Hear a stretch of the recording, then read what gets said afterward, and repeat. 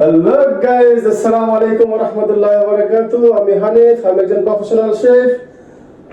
আপনাদের মাঝে আজকে আরেকটি নতুন রেসিপি নিয়ে আসলাম, সেটা হচ্ছে বিফ স্টু। এটা হচ্ছে আমার একেবারেই নিউ রেসিপি।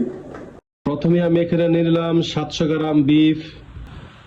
এখন দিয়ে দিচ্ছি আমি 2 টুকরো স্টার, তারপর দিয়ে দিচ্ছি 2 টুকরো দারচিনি, তারপরে দিয়ে দিচ্ছি আমি 10 থেকে 12টা গোলমরিচ, তারপরে দিয়ে দিলাম 5টি এলাচ, তারপরে দিয়ে দিলাম 2টি লবঙ্গ। এই রেসিপিটা বাংলাদেশের জন্য ইউনিক রেসিপি, আর এই রেসিপিটা ইন্ডিয়ার জন্য প্রফেশনাল।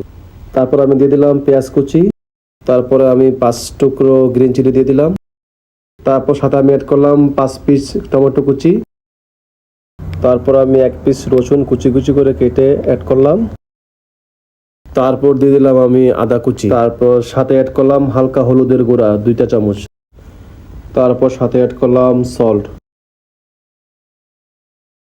তারপর আমি ভালো করে এটা হাতে মিক্স করে নিলাম। তারপর এটা আমি সম্পূর্ণটা প্রেসার কুকারের সবগুলো ঢেলে দিলাম।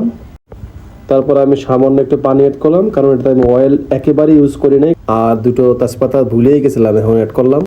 আমি এখন চুলার আঁচটা হাই রেখে 5 মিনিটের জন্য অপেক্ষা করলাম সিজ দেওয়ার জন্য। তারপর এখন আমি আলাদাভাবে একটা ফ্রাই প্যানে এখানে একটু বাটার অ্যাড করলাম। আপনি চাইলে এটা ঘিও ব্যবহার করতে পারেন, এটা ঘি ভালো হয়, বাট আমি ঘিটা পছন্দ করি কম, তার জন্য আমি বাটার, তারপরে সাথে অ্যাড করলাম অয়েল, তারপরে পেঁয়াজ অ্যাড করলাম, তারপরে কারি লিভস অ্যাড করলাম। বাস, তারপরে আমি পেঁয়াজটাকে সুন্দর করে হালকাভাবে আলতোভাবে মিক্স করে পেঁয়াজটা পুরোপুরি ভাজা হয়ে গেলে, এদিকে পেঁয়াজটা বাঁচতে বাঁচতে এদিকে আমার প্রেসার কুকার 6টা অলরেডি সিজ দিয়ে ফেলেছে।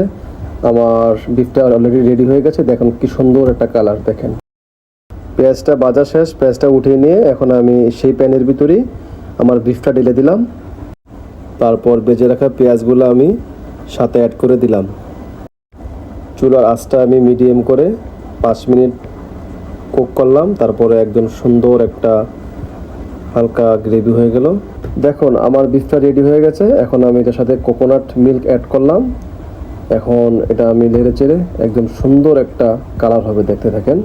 সবশেষে আলহামদুলিল্লাহ আমার বিফটা সম্পূর্ণ রেডি হয়ে গেছে খাবারের জন্য। এখন আমি নিলাম, আমার আবার বড় হাড্ডিটা বেশি ভালো লাগে, তার জন্য একটু হাড্ডিটা আগে থেকে বাড়িয়ে নিলাম। সম্পূর্ণ ভিডিওটা দেখার জন্য ধন্যবাদ। আবার দেখা হবে ইনশাল্লাহ কোনো এক রেসিপিতে। আর হ্যাঁ, ভিডিও যদি ভালো লাগে থাকে তাহলে লাইক করতে ভুলবেন না। Bye bye.